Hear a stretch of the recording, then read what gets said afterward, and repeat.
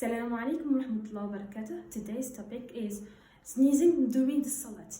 When you sneeze, what should you do when you are praying alone or praying with jama'ah? And what will you say, inshallah? Alhamdulillahi Rabbil Alameen.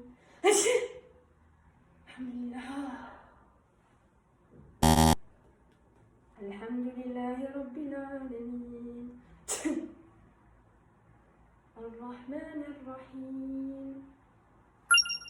Sneezing is from Allah, so it's out of your control. But when you sneeze during the salat, you should say Alhamdulillah privately, means between you and yourself. This is when you are alone, and when you are jama'ah, you will do the same. Okay, this is according to Madhab al-Malaki. And according to Madhab al-Hanbali, when you sneeze during the salat with jama'ah, you should say Alhamdulillah if you want to say it in a louder voice, and no one from the one who pray with you will say to you, Rahimakallah. They should keep it secret until they finish salat. This is an Allahu A'lam.